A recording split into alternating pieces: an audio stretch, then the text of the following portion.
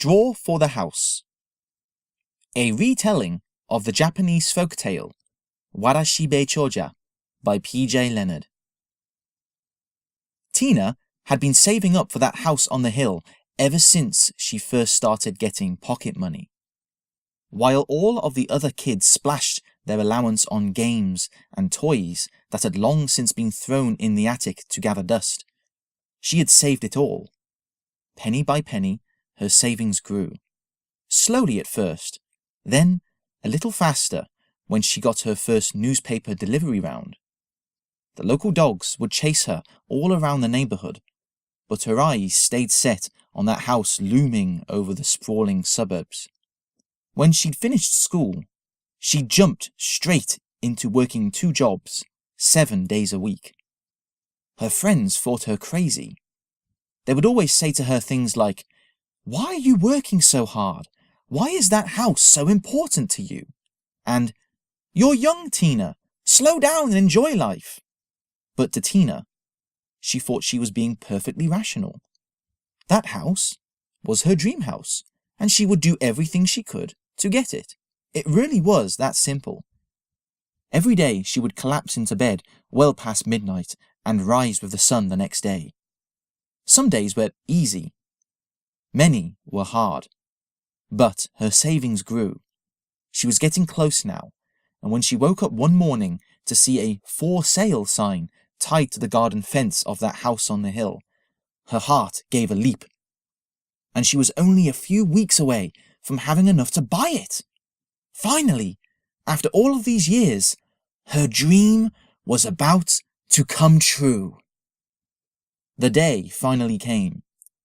Hands trembling with her purse in her hand, she made her way into town to talk at last to the local estate agent. She'd taken a day off work for this occasion, her first day off since she'd been old enough to work. Despite the nerves, Tina had to stop herself from skipping all the way down the road. A light, bubbly sort of joy rose in her chest. Even the light morning breeze seemed to urge her onwards. Until she looked up to the house on the hill, and a bunch of people in suits were standing next to the gate. One of them was taking the "for sale" sign down. The bubbles in Tina's chest turned to lead.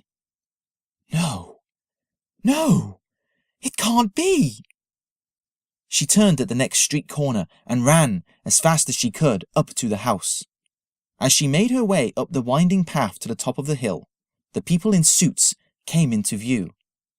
Both of them were tall and built like bodyguards, and both of them were bald, except one of them tried to hide it with what was obviously the most fake wig Tina had ever seen.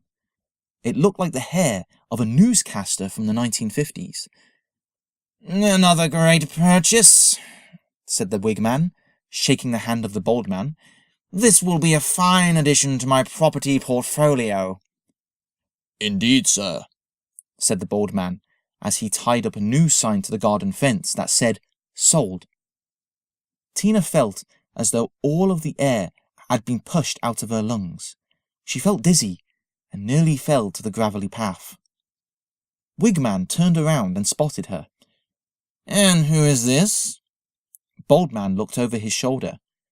Tina met his eye, and he immediately looked away.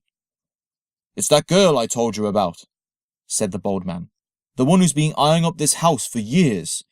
She stands outside of the shop every week, waiting for this place to go for sale."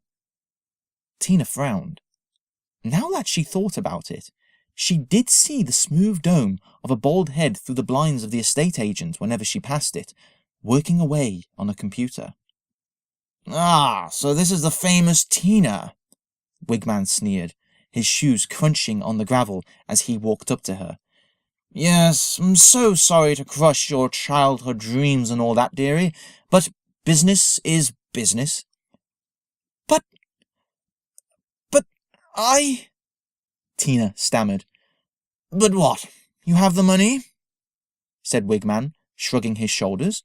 "Well, so do I. The difference between you and me is that I paid it faster. So now this house is mine. The early bird catches the worm and all that."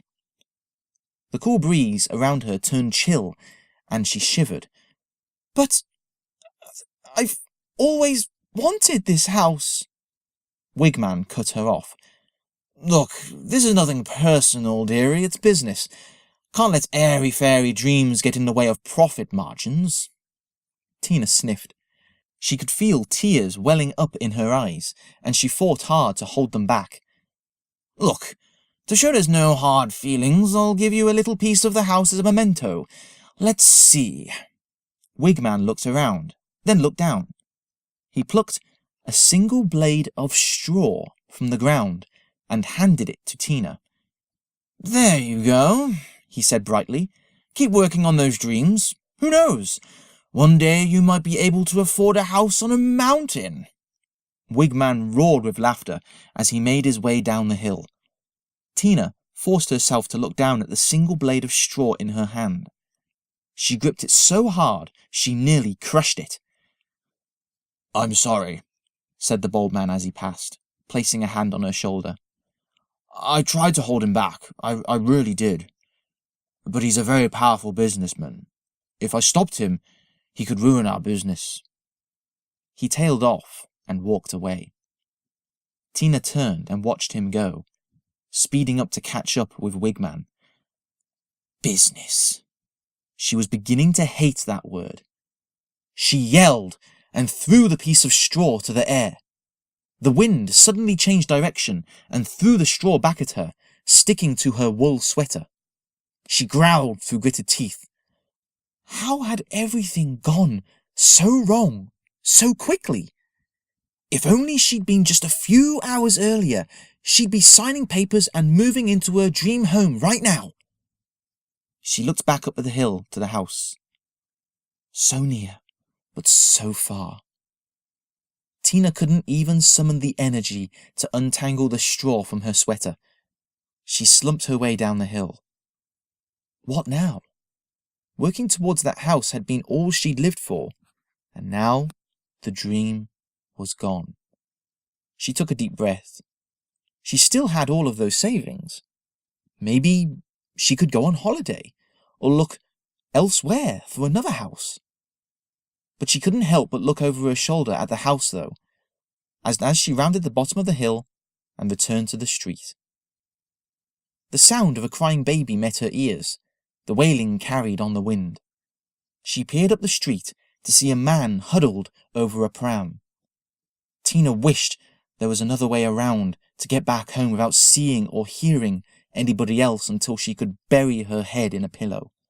But this was the only street leading back. Steeling herself, she walked towards the ear-splitting cries. "Oh, come on now," cooed the man, whom Tina presumed was the father of the baby. "I know that horrible man was so mean, wasn't he?" In spite of herself, Tina couldn't help but be curious. Is something the matter? The dad looked up at her. "Oh, this rude guy just barged through a moment ago and hit the pram. Woke Timmy up, didn't he? Didn't even say sorry, did he, Timmy?" Timmy said nothing, only wailed on, his tiny face as red as a beetroot. The dad lifted Timmy out of his pram and gently rocked him. "Please, stop crying," Dad begged. "I promise your mom I'll do a good job today. Please, I'll do anything." Timmy met Tina's eyes. Almost instantly, the crying stopped. Those little eyes widened, and Tina saw that Timmy wasn't looking at her, but her sweater. She looked down and saw the straw still stuck there. "Oh, you like this?" said Tina, pulling the straw out and waving it in front of Timmy. Timmy gurgled with laughter and waved his hands, trying to grab the straw. The father watched in amazement as Tina handed over the piece of straw to the baby, who turned and twisted it over in his tiny hands in delight. "That was incredible," said the dad. Thank you. I don't know how I can repay you." Tina shrugged. "Oh, don't worry about it. It was nothing. Actually, doing a good deed has made me feel a little bit better." But the dad was already rummaging through his shopping bags. He pulled out a chocolate bar and pushed it into Tina's hands.